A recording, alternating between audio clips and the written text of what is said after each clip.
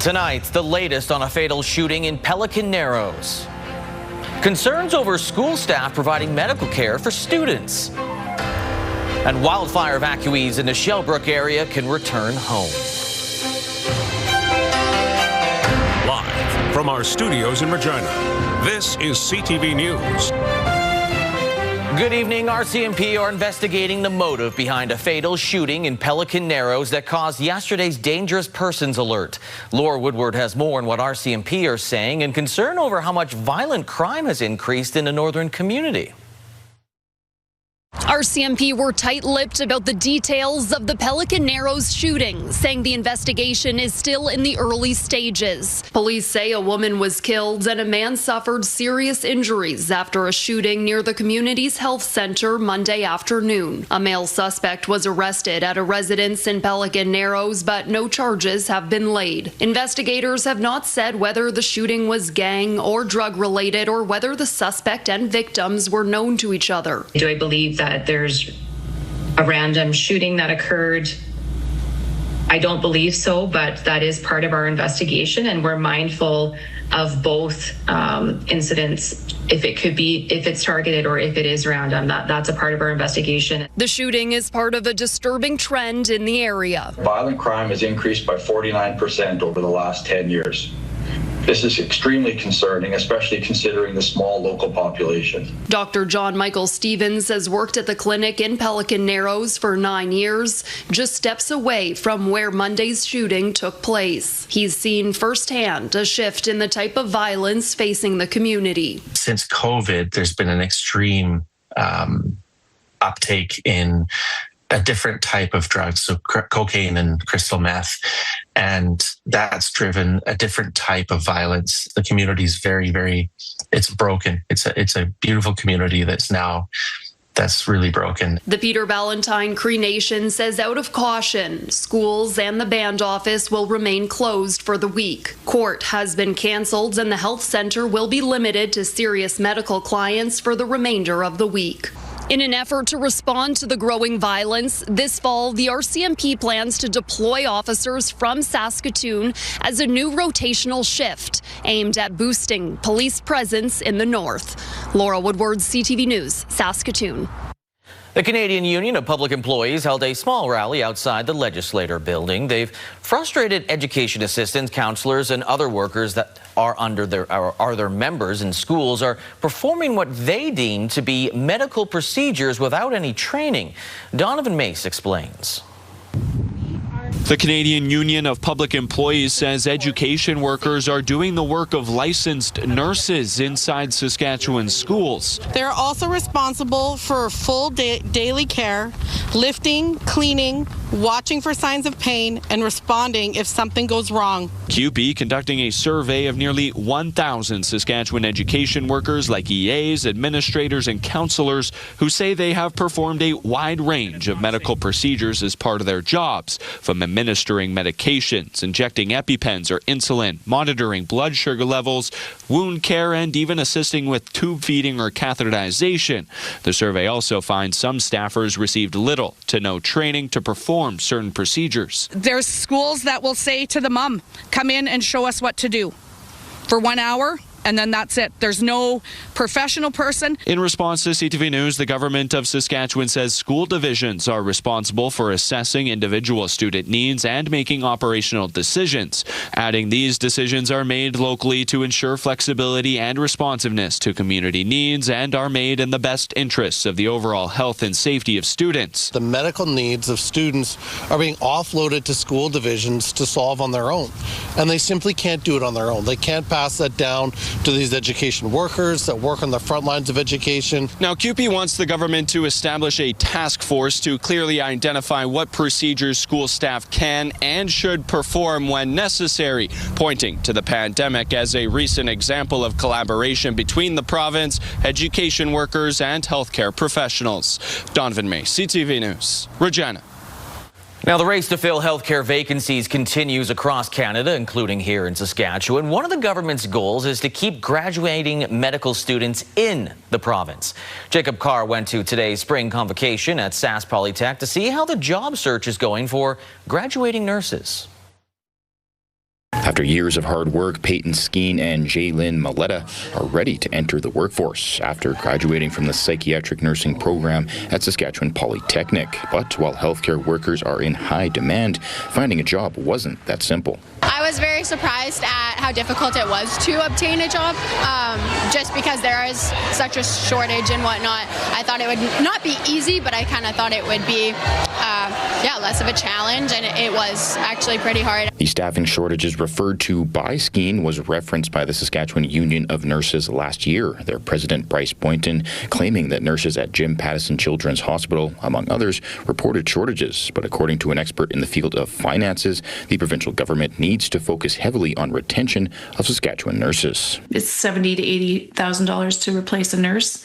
If we use a small conservative estimate of even $15,000, 15,000 times 1,500 staff leaving every year, that was $22.5 million leaking out of the organization. Douglas says that in order to fill shortages, leaders in the province should be attracting workers from other sectors like retail and hospitality. Perhaps attract back people who have left the profession, people who've gone back to school, they've gone to other opportunities, they're working for agency nurses. If we can create the conditions of work that are attractive to these people, they might come back to Saskatchewan, they might come back to nursing. As for Skeen and Maletta, they have secured work as psychiatric nurses in Saskatchewan, looking to provide help that is badly needed. After seeing someone struggle and not really having the resources there, I decided to go into psych nursing to hopefully be that resource for someone someday, even if I can just help one person at the end of the day. That's been my goal. Jacob Carr, CTV News, Regina. A long-awaited piece of medical equipment has arrived in southeast Saskatchewan. An MRI unit built by Siemens Healthineers has arrived at Estevan St. Joseph's Hospital. It was unpacked and unloaded off a semi-truck, the result of a campaign that raised millions of dollars for the project. The St. Joseph Hospital Foundation is thanking donors, including Elaine Walkham, who kicked off the campaign with a $2 million donation 2 years ago. Work will now begin to install the machine and get it operational.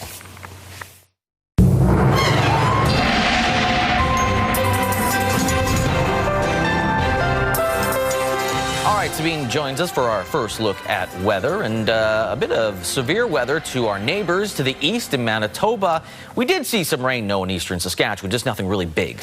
Yeah, nothing close to what our friends in Manitoba. We're seeing some more warnings and watches going into the Manitoba area. Earlier today, Southeast did see some watches, some severe thunderstorm watches, and that was due to the system that has made its way into Manitoba. And like Lee said, we did see some scattered showers in southern Saskatchewan, but I mean, the main news is that the temperatures are back into seasonal range for now, before we get back into the weekend and they climb right back up. But our average temperature for this time of year, about 21, 22 degrees. We warmed up to 20 degrees today. May not have felt like it just because we did have a lot of cloud cover. The winds were gusting up to about 50 kilometers an hour in and around the Regina area. And that might stick around for at least another day or so before we start to see those temperatures climb back up into the mid to high 20s, close to 30 degrees expected for the weekend. And I'll have all those details and more coming up in your full forecast. Lee? All right, thanks, Sabine. There are currently 12 wildfires burning in Saskatchewan, 2 of them not contained, although the lobstick fire is about 80% contained. Now the biggest concern might be the Cayford fire northwest of Hudson Bay. Hallie Mandrick has the latest. The evacuation orders previously issued to the RMs of Shellbrook and Duck Lake have been lifted, as the wildfire threatening the communities is now 80% contained. The Saskatchewan Health Authority says the 53 patients and residents of the Parkland Integrated Healthcare Centre in Shellbrook who were preemptively evacuated over the weekend are in the process of returning to the facility. The approximate 130 residents from about 70 homes in the RM of Shellbrook are also heading back, but are being told to be on alert should they need to leave again. People living in the nearby hamlet of Holbein are on alert for changes as crews work to contain the lobstick fire, which spans nearly 19,000 hectares. Meanwhile, the Cayford fire, located south of Red Earth Cree Nation, has spread across 11,500 hectares. Many of those impacted by that fire have been forced to evacuate to neighboring communities, including Saskatoon. As we help other municipalities understand how to support evacuees, we now have a wealth of experience to help support that effort. And that makes me proud, as you know, for our city, but it actually makes me proud for our province as well. It's unknown when evacuees from Red Earth Cree Nation will be allowed to go home.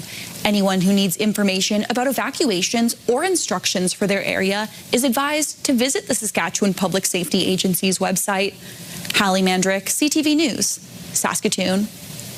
Denair Beach residents are gathering in the community today to mark 1 year since the Wolf Fire devastated that northern village. As CTV's Stacey Hine tells us, it's a time to reflect and heal. This was the scene in Denair Beach 1 year ago as the Wolf Fire destroyed more than 200 homes. It was devastating, absolutely devastating to see that happen. Carrie Lentowitz lost her home in the fire. This is what she came back to. She says she's currently living with her mom while she, like many others in the community, continues to work through the insurance process. I've spent over 200 hours on just my contents list alone. And scope of work and all that kind of stuff for my house. I don't even know how many countless hours I've spent on that. Jennifer Heisert learned she lost her home after being sent this video. She says the uncertainty was the hardest part, but nothing prepared her for what she saw in person. Very surreal to drive in, and you've seen the videos, but there's no preparing for what that actually is. Heisert is rebuilding her home after spending a winter in an RV parked inside a warehouse. As recovery continues, homes have been moved into the Peter Ballantyne Cree Nation community in Denair Beach. On the municipal side, the deputy mayor says 11 homes have now been completed, with more on the way. When you drive into town and you see where we were and where we are, it's so utterly impressive. Residents are gathering at the beach to mark 1 year since the fire devastated the area and reflect on how far the community has come. We have done such a tremendous job here at the village, taking our lives back. While they're still picking up the pieces, residents say the recovery has shown the strength and resilience of Denair Beach. Stacey Hine, CTV News, Saskatoon. Construction has started on a major expansion to the K+S potash mine near Bethune. The $3 billion ramp-up project will see production at the mine doubled by 2040. Wayne Mantika has the details. Engineering work took place over the winter for the K+S mine expansion near Bethune. Now construction has started. Piling started on our compaction expansion project, and it's rolled into a couple of the other aspects of our project over the last few weeks. The first phase will see construction of a compaction unit, which will transform raw, fine-grained potash into uniform granules for the fertilizer industry. Every potash mine in the province, we make a compacted product. So as we ramp up our production, we're wanting to ramp up the production of this specific product. The first phase of construction will be completed by 2030. Other work will follow to double mine production by 2040 to 4 million tons per year. The update on the $4 billion expansion was provided at a Regina event marking Saskatchewan Mining Week. We have various sectors. We've got potash, uranium, coal, gold, and upcoming critical minerals such as copper and zinc. The Saskatchewan mining industry is using its week to highlight contributions made to the provincial economy. In addition to 12,000 jobs, it says it pays $2.6 billion annually in taxes and royalties to 3 levels of government, more than the sector pays in all other Canadian provinces combined. Wayne Mantika, CTV News, Regina. Regina businessman Sean Semple says he's in the process right now of meeting with employees at the Real District with less than a month to go until the first phase of his formal takeover of the campus. So it's actually about 1,000 employees, a little over 1,000, not including Queen City. But those are part-time, a lot of part-time. So when you don't have events, they don't get hours. So what we're hoping to do is go, from 20 or 30 events in the Brant Center to over 100 events. And so that will mean more hours for everyone. Be more aggressive getting trade shows means more jobs, more hours. A lot of money going in. Semple, speaking on CTV Your Morning Saskatchewan, said having a larger range of in-arena revenue could also factor into creating more value packages for things like Pats games and other events. He envisions a renewed Real District from top to bottom, as shown in renderings provided during his pitch to council. Queen City Distillers, the original Semple-backed project, the Real District next door to the Brant Center, is on track for at least a partial opening in December. Well, Still ahead, a new exhibit at the U of R highlighting Indigenous people in the prison system. And are Canadians ready to consider changes to universal health care?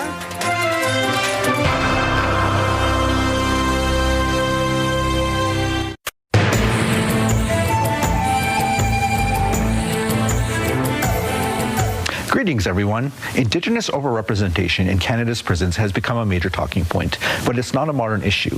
That's why a new exhibit at the University of Regina is taking a look at a group known for prisoner advocacy as far back as the 1960s. Erica Madarash reports. I had a prison record, became known as a criminal. At age 19, Errol Canistino spent 5 days at the Regina Provincial Correctional Centre, a brief stay that changed his life. That was a wake-up call for me to smarten up. Afterwards, he became involved in advocating for traditional Indigenous ceremonies and practices to be made available for inmates in Saskatchewan jails and prisons, something he says is key in helping inmates find a better path. It can be done where you can have a change of heart. It's also how he became familiar with the Native Brotherhood, a group formed in 1964 that produced a newsletter highlighting common and systemic issues for prisoners, among other advocacy work. It was a group that was initially formed by Cree-speaking Métis men from Alberta, and they were basically able to gather Indigenous prisoners together to talk about what it meant to practice their culture, their spirituality. Along with advocating for those practices in the prison system, the group also dealt with topics like supporting each other through family and community separation. The Brotherhood and its work are the subject of a new exhibit featuring writing and artwork from prisoners for the public to view, in hopes of creating more understanding of what prisoners go through both then and now. It showcases pieces from as far back as the 60s and 70s to more recently made artworks from prisoners inside the Saskatchewan Penitentiary. Not only does it demonstrate the line of cultural resurgence and resilience that is kind of drawn straight through from the 1960s and 70s, but it also points to the fact that there is still an over-incarceration crisis. Canistino says that especially now with Indigenous overrepresentation in incarceration rates, it can be even harder living on the outside than the inside. These days they have like parole and so many things you got to abide by, curfews and living with a bracelet on your leg. In hopes that cultural practices in prisons that groups like the Brotherhood advocated for can and will leave real impacts with those incarcerated today. That we really have to be working on the Truth and Reconciliation Commission's calls to actions from 2015, because a lot of the calls that were made by the Native Brotherhood are echoed in those calls more than 4 decades later. The Native Brotherhood exhibit will be on display until late summer. For Indigenous Circle, I'm Erica Madarash, CTV News Regina. If you have a story you would like to see in this segment, here's how to reach us. You can contact me by email, and you can also watch past episodes and segments of Indigenous Circle on our CTV Regina and CTV Saskatoon websites. Indigenous Circle, brought to you in part by Saskatchewan Indigenous Enterprise Foundation, growing the First Nation entrepreneurial spirit. New polling is bringing to light just how frustrated and fed up Canadians feel about our healthcare system. Andrew Johnson has more on the data and one family's experience that is becoming all too common across the country. She got her own bowl of Cheerios last week for the first time. Jen Dunn still remembers how she got her daughter Kaya, who has severe autism, a referral to a pediatrician. How could she forget? And I'm not exaggerating. I was on my knees in tears. And I said, I'm not leaving here until I get some help. Nobody will help me. Hours spent in waiting rooms or months on referral lists. Don't pass quickly. Any kid on the spectrum, it's just so hard for them to wait. Dunn's number one focus is her daughter, but her own care situation is bleak. She last had a family doctor a decade and a half ago. I was pregnant with my daughter, and she just turned 16. I have gone on extensive wait lists, but I never get, it's like a lottery to get in. Dunn's experience is echoed in a new Nanos research poll of 1,000 Canadians who most commonly named long waits their number one healthcare concern, followed by poor access to services and shortages of both doctors and staff. More than 90% of Canadians polled say something needs to change. More than 2/3 are open or somewhat open to having providers use AI to assist with diagnosis and treatment plans. 60% expressed openness to allowing private organizations to deliver publicly funded surgeries and diagnostic tests to reduce wait times. The health system generally is so hard to turn this big ship around, whether it comes to using virtual care, allowing health professionals to use AI, allowing health professionals to do more of the things that traditionally doctors would do. Only 14% of Canadians polled believe the healthcare system is headed in the right direction. No matter the solution, and a fix won't be simple, almost everyone agrees something is seriously wrong. Andrew Johnson, CTV News, Vancouver. Trade talk front and center with the minister leading that file, Dominic LeBlanc, in Washington. Ahead of a high-stakes meeting, he issued a letter to the U.S. and Mexico calling for a lengthy renewal of the Continental Trade Agreement. Abigail Beeman has the latest from Washington. Minister, what are the goals of this meeting? The goals of this meeting is to be able to tell you how well it's gone when we finish at 5 o'clock this afternoon. The Canada-U.S. trade minister and chief negotiator in Washington to talk with the top U.S. trade rep, Jameson Greer. Dominic LeBlanc issued a letter to the U.S. and Mexico officially stating Canada's recommendation for a 16-year renewal of the Canada-U.S.-Mexico Free Trade Agreement. We took stock of the work that the Americans want to do with Canada and the work that we're prepared to do over the coming weeks. I remain optimistic about the work that we can do with the Americans. While a delegation from Manitoba was also here Tuesday, separately meeting with other U.S. trade officials. There's clearly a path forward. There's clearly an importance for both countries as well to find a solution to this. So, I think we heard clearly some of those irritants were. I think there's a path that we can make these kind of go away as well, though. The U.S. has made its irritants known. The booze ban, supply management, and the Online Streaming Act high on the list, with one source today quoting frustration from U.S. officials who said dealing with Canada has been a roller coaster. He seems to go and socialize and come back empty-handed while the Mexicans have been in formal negotiations, eating our lunch for the last 6 months.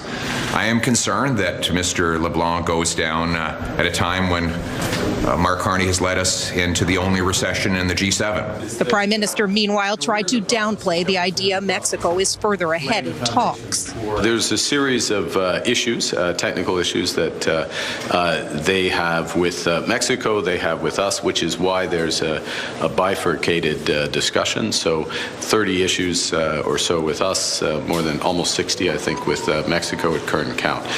And so we're working through a series of those issues. Mexico has already wrapped up one round of trade talks with the U.S. with 2 more set, leaving many worried about where that leaves Canada ahead of a July 1st deadline. Abigail Beeman, CTV News, Washington. Stats Canada is beginning in-person follow-ups with households that have not completed their census. Millions of households already responded online, on paper, or by phone. Census enumerators will begin contacting those who didn't fill out the questionnaire by phone and by going door-to-door. The Census of Population collects demographic, social, and economic information from homes across the country to provide important data that helps guide decisions about programs, services, and infrastructure in communities across Canada. And parts of Japan continue to be plagued by violent bear attacks. One recent encounter caught on video. I want you to keep your eye on the bottom right part of the screen. A bear is going to burst towards a man right there. He tries to run away, circling the area, but the bear catches him and throws him to the ground. An approaching vehicle did spook the bear away, chasing it away. However, the bear would enter the nearby factory where another person would be injured. Last year, a record 20 people were killed in over 240 bear attacks across Japan. Coming up, one of the top tourist attractions in Moose Jaw is undergoing a major facelift.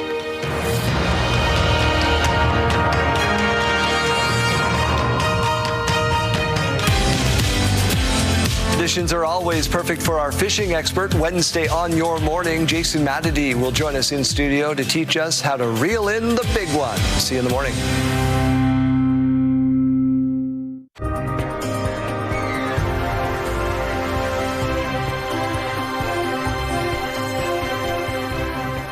Things you don't see. Lee walking right in front of the camera just about a second before coming on air. All right, let's take a look at what your forecast is looking like heading into the rest of this week. And today, I mean, it was a pretty seasonal, pretty average day in the Queen City. Did see a little bit more cloud cover. Winds did pick up, gusting up to about 50 kilometers an hour. Right now, though, winds are sitting at just over 30 kilometers an hour. Current temperature 19 degrees, warmed up to 20 degrees. Again, the average is about 21, 22 for the Regina surrounding area in particular. We still have a few of the heat warnings still left in place around the Pelican Narrows and Denair Beach area, but we do expect to see those start to lift heading into tomorrow, as those temperatures are expecting to be much cooler heading into Wednesday. And then we continue to see more of this scattered precipitation throughout many parts of southern Saskatchewan. Saskatoon has seen some of that rain as well.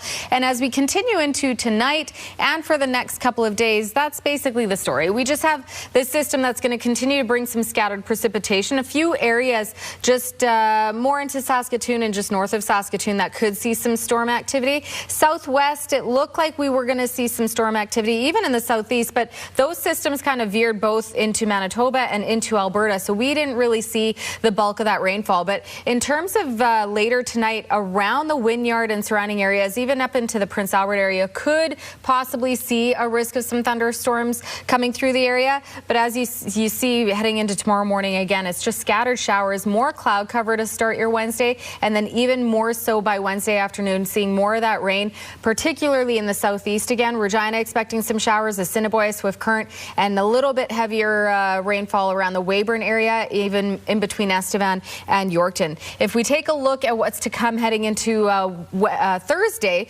by Wednesday evening, we'll see most of that precipitation clear, cloudier start to Thursday, and then we will see more sunshine arriving as we head into Thursday afternoon and into Friday, and by the weekend especially. Still expecting to see some rain in the southwest as well, but in terms of how much, it does not look like it's going to be as heavy rainfall as it originally was looking like, what these models were showing. So between now and to Wednesday morning, we have just over 5 millimeters in the Maple Creek area, 2 for Swift Current and Saskatoon, expecting up to about 2 millimeters. As we continue throughout the day, and by Thursday morning, we'll see that bump up by a few millimeters in the southwest.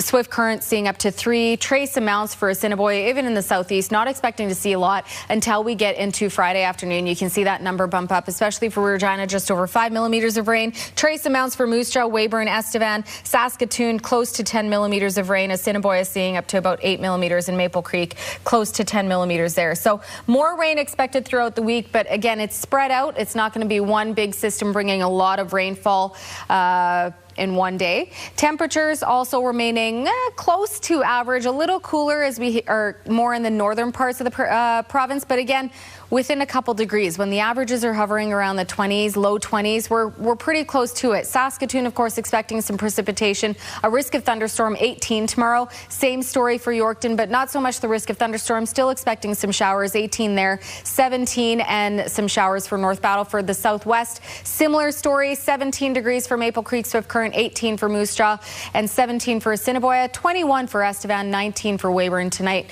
for Regina, 9 degrees, and then warming to 19 degrees. And as for what's to come, we have another nice warm up just in time for the weekend. So cloudy tomorrow, slight chance of some scattered precipitation, 19 is the high. Thursday, mainly sunny, 22 degrees. Friday, 26. By Saturday, warming to 30 degrees. The winds expecting to pick up to 50, 22 and cloudy on Sunday, with the wind still quite high, gusting to 50. And then by the start of your week, we're back into seasonal range, 23 and mainly sunny. Monday, Tuesday, 25 and mainly sunny. So we're kind of evening back out from all that heat that we were experiencing last week. More seasonal for sure. That's right. All right. Thank you, Sabine. You bet. Well, it's one of the biggest tourist attractions in the city of Moose Jaw, the Temple Gardens Hotel and Spa. But if you were hoping to soak in their therapeutic mineral spa, it's closed till mid-June for major renovations. Sierra D'Souza Butts gives us a closer look to what the final product will look like and what it will mean to visitors. Right now we're a mineral pool, very nice mineral pool. What's been a mineral pool and spa for the last 30 years will now become a full thermal spa experience. You go into a different hot environment, so we have dry saunas, different steam rooms, and then you go and cool down, best done in a cold plunge. The Temple Gardens Hotel and Spa in Moose Jaw is renovating its core facilities, aiming to expand services for people of all ages. The more than $2 million revitalization will consist of multiple new saunas inside and outside the hotel and a sequence of 4 hot and cold showers. We did have the steam room as well, but we only had one steam room. And, we used to set it nice and hot, so if you're used to steam rooms, it's great for you.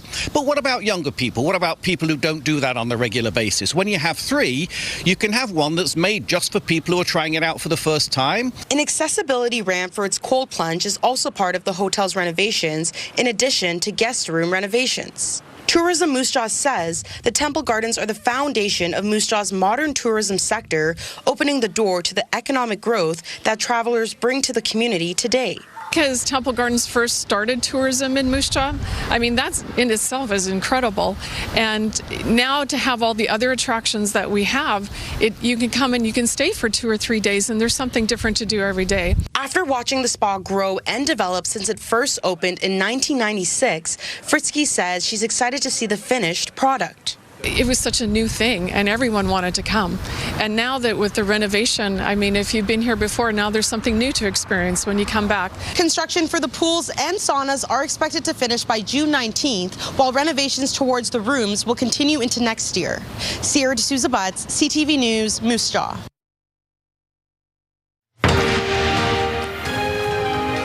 Still ahead, the Saskatoon Mamba heading to the Northwest Territories next month to play a neutral site game.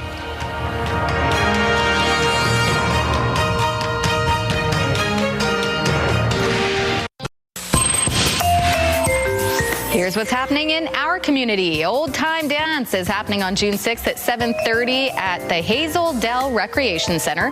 For details, call 306-547-4284.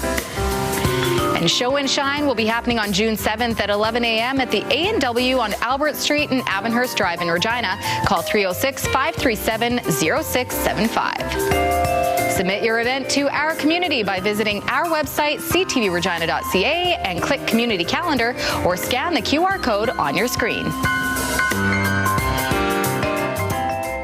The Saskatoon Mamba and Calgary Surge of the Canadian Elite Basketball League will be playing a neutral site game in the far north to celebrate Canada Day. The teams will hit the court at Takina Arena in Whitehorse, Yukon, July 3rd. They're celebrating Canada Day just 2 days later. It's being called the first professional basketball game to be played in the territories. And in addition to the game, organizers say there will be a 3-on-3 tournament, coaching clinic, and community camp in the days leading up to the game. It's the 5th neutral site game to be played in the league's 8-year history, and the league has agreed to bring the event back for the next 3 years. Well, if you want to have a successful streaming series, you have to center it around hockey and extremely personal relationships. Seems to be a winning formula. First, of course, there was heated rivalry. Now another series called Off Campus is racking up the views on Amazon Prime. The show, based on a book of the same title, gives UBC students some massive bragging rights. Yasmin Gaddam explains. So what, I help you study and you play my fake boyfriend? Off Campus is shot on campus at UBC, where the university is transformed into the fictional Briarview in Boston. It was just like some of the most fun I've ever had on set. The crew was incredible. The cast was incredible. The show is filled with Canadian representation, from on-screen and behind the scenes to homegrown music. 14 Vancouver Film School alumni helped with season 1, including actress Amira Anderson. We don't get to see that very often anymore. It's a lot of talent has flown in.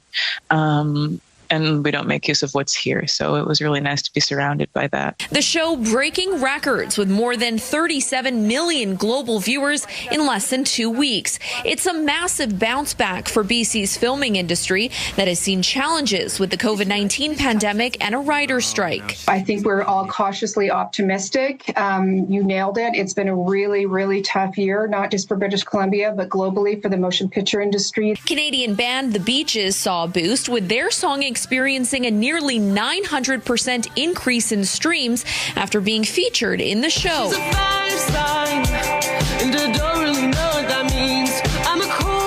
Notable campus spots include the Irving Learning Center and, of course, the Thunderbird Sports Center, which stands in for the hockey arena and locker rooms, bringing BC to center stage. Yes, there's more work to do always. We want to make sure that we are top of mind always when people look at where to bring production, but something like Off Campus is just, it makes us incredibly proud. The hope is for more films and TV shows to showcase Canadian talent, and Off Campus may just be what the industry needed to prove its worth. It's just kind of a spark of hope that I think we all really needed. Yasmin Gantam, CTV News, Vancouver.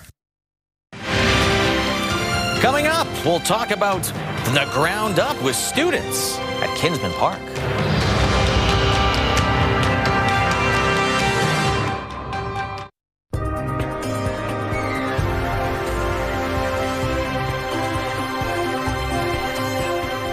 All right, welcome back. Let's take a look at what your rural forecast is looking like. Pretty much a lot of the same that we'll be seeing across Saskatchewan, especially in southern Saskatchewan anyway. Scattered showers, temperatures in the mid to high teens, close to the 20s for some areas, which is about the seasonal temperature that we're expecting to see around this time of year. So taking a look, we've got some rain and 17 degrees for Spiritwood and Hudson Bay, 17 and cloudy for Meadow Lake Lloydminster, 18 and rain for Kindersley, Outlook and Watrous, and Wynyard 16 and rain. Melford also seeing 16 and rain as the daytime high there. And then same story, close to the southern border, 16 with a mix of sun and cloud for East End Cypress, 16 and cloudy for Rockland, 17 for Maple Creek and cloudy, 17 and rain for Assiniboia and Broadview, 19 and a mix of sun and cloud for Carlisle, 19 and cloudy for Lumsden, Pilot Butte, and 18 and rain for Rosetown, Leader, and Kenora and Cornack, sitting at 18 and cloudy conditions. If we take a closer look at Govan, where internet speeds up to 1 gig are available through SaskTel, seeing a mix of sun and cloud tomorrow with an expected high of 18 degrees throughout the day. However, there is a low risk of some showers, and into the late afternoon, a low risk of a thunderstorm.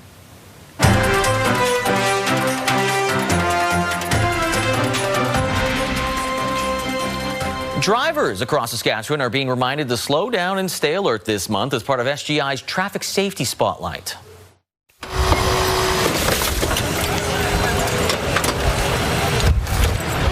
SGI hosted its 4th Slow to 60 road safety event to reinforce the message that drivers must slow to 60 kilometers per hour when passing emergency or service vehicles stopped on the side of the road with their lights flashing. Officials say too many close calls and preventable collisions continue to put first responders and stranded motorists at risk. In fact, in 2024, there were 124 crashes involving emergency and service vehicles, resulting in injuries and 1 death. If you got somebody coming past you and you're working on the side of the road and they're coming past you at 100 kilometers an hour, very dangerous situation. So these guys are doing important work out there, you know, to make sure everybody is safe, you know, not only for the community, but for, you know, themselves as well. When we're asked to go out and do a call, we're looking to help somebody that's having a bad day and make their day better. We also want everybody to go home safe. And I guess the message I have is please just slow down, move over, and let's everybody go home safe, because if something happens, it's not just us, it's also you.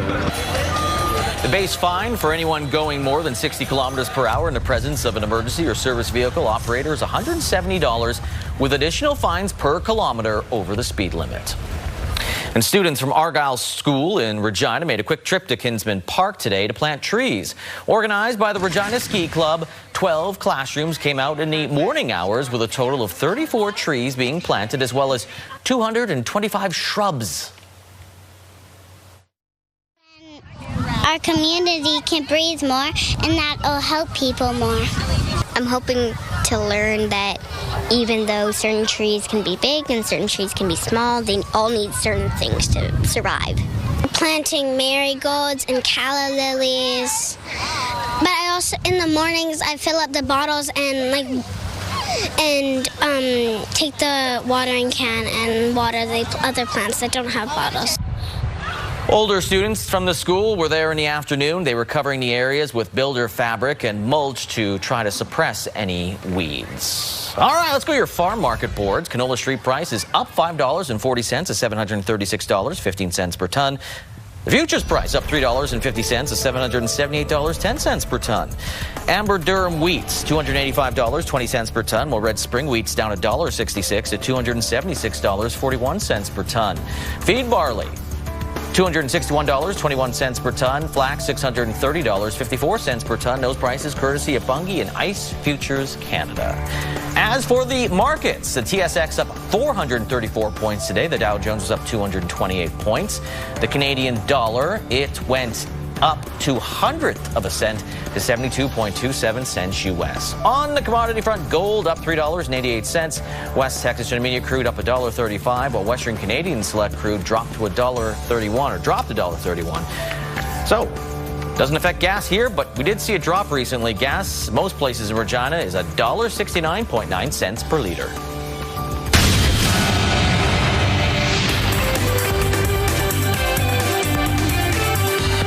Home sales in Metro Vancouver down almost 4% in May compared to May of 2025. The biggest weight on the sector, apartment sales. They were down about 7%. The benchmark price of a home is also down year over year by more than 6%. For May, it was just over $1,100,000. The benchmark price for an apartment specifically in Metro Vancouver was just under $700,000. The International Energy Agency says global oil inventories could hit critically low levels ahead of the peak summer driving season. That could lead to a second release of emergency stock. But the official adds that won't solve the problem, with traffic through the Strait of Hormuz still hampered by the Iran-U.S. conflict. Victoria's Secret stock up a whopping 47% today after the lingerie company reported earnings. Its net sales for the quarter were $1.6 billion U.S. Victoria's Secret trying to turn things around after several years of slower sales. It traded today under its new ticker, VSXY. Those are your business headlines. I'm Marilla Fernandez.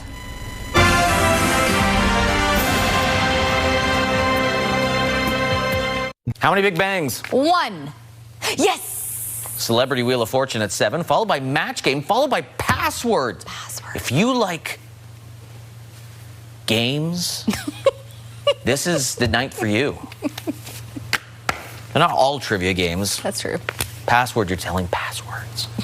In Hawaii, cameras have captured a rather rare phenomenon at the Kilauea volcano. This small whirlwind formed following the volcano's recent eruption. Scientists say it may have been caused by heat from lava warming surface area, which rises into cooler air above, drawing in surrounding air and creating convergence. The volcano on the Big Island has been experiencing intermittent eruptions since December of 2024. It is one of the most volcanically active sites on the planet. I mean, from far away, it's kind of pretty. Yeah. Lava and red hot magma. Okay. Is what it gives out, so. You can go. You got laughs. Okay. Uber has released its 2026 Lost and Found Index, offering a look at the items riders left behind in vehicles across Canada over the past year. And we say riders, we mean people that ride, not actual Saskatchewan Rough Riders. Phones, wallets, bags top the list of the most commonly forgotten items. But Uber says some riders have left behind some unusual things. They include a 15-pound frozen turkey in Toronto, a full set of goalie pads in Edmonton, and a violin hard case in Montreal. Uber says Saskatoon, by the way, the most forgetful city. Congratulations, Saskatoon. You did it. Well, you didn't do it. You left it there. And now you're the most forgetful city. Have you ever forgotten anything in a taxi or an Uber? I can't think of it. You? That's too late. We ran out of time. No, we didn't.